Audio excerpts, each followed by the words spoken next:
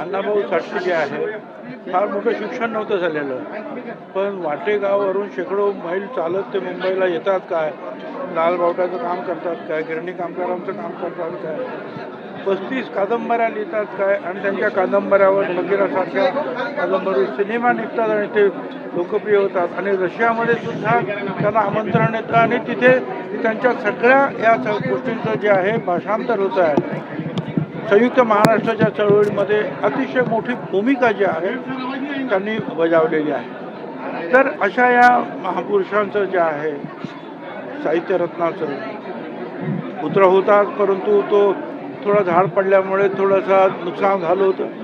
मग आमदार फरांदेताई असतील, विनायकराव पांडे असतील, महापौर असतील, महानगरपालिका इतर समिती जी आहे त्या समितीच्या माध्यमातून अतिशय चांगला मोठा भव्य पुतळा जो आहे आज नाशिक शहरामध्ये अण्णाभाऊ साठे यांचा पुतळा उभा राहिला आणि त्याच्या अनावरणासाठी आम्ही खास इथं आलो. खड्ड्यांच्या प्रश्नावर काल देखील आपण भाष्य केलं होतं. अपघात होत आहेत आता देखील. काल मागच्या 2 दिवसात देखील पुन्हा अपघात झालेत खड्ड्यांमुळे. अगदी काही जण जखमी झालेत, काहींची प्रकृती गंभीर आहे. आता मी परत काय त्याच्यावर बोलणार. मी एवढंच सांगतो आहे की जे संबंधित अधिकारी आहेत त्यांनी याचा गांभीर्यानं विचार करावा. नगरसेवक आहेत, आमदार आहेत, महापौर आहेत, ही सगळी मंडळी लोकप्रतिनिधी, त्यांना गावात शहरात रस्त्यावर काय चाललं याची माहिती असते. त्यामुळे ते जे काही बोलतात त्याच्याकडे लक्ष द्यायला पाहिजे आणि त्यानुसार त्वरित कारवाई करायला पाहिजे.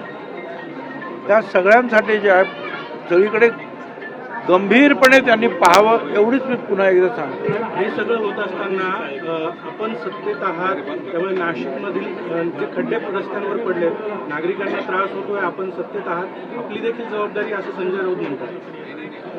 माझी काय जबाबदारी आहे? मी आहे, मंत्री आहे, पण इथं महानगरपालिका इथं वेगळी आहे.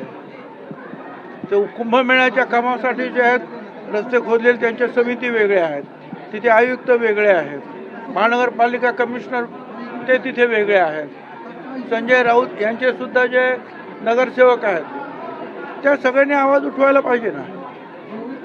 ठीक आहे, पण ते संजय राऊत आपले नेहमीच बोलत असतात, रोज बोलतात, ते काही नाही. आज गिरीश महाजन आपल्या सोबत होते. आपण या खड्ड्यांसंदर्भात काही सूचना किंवा काही चर्चा? आता तुमच्या माध्यमातून मी सगळ्यांना, तुमच्या माध्यमातून सगळीकडे मी जे काय बोलतो, माझ्यावर काय लोक बोलतात ते सगळं पोचतं ना. परत काय बोलायचं?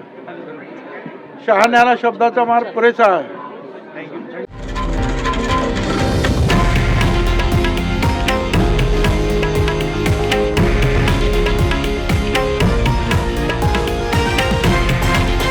हे आहे देशातील नंबर 1 न्यूज नेटवर्क आणि आपण पाहत आहात TV9 मराठी, एकमेव.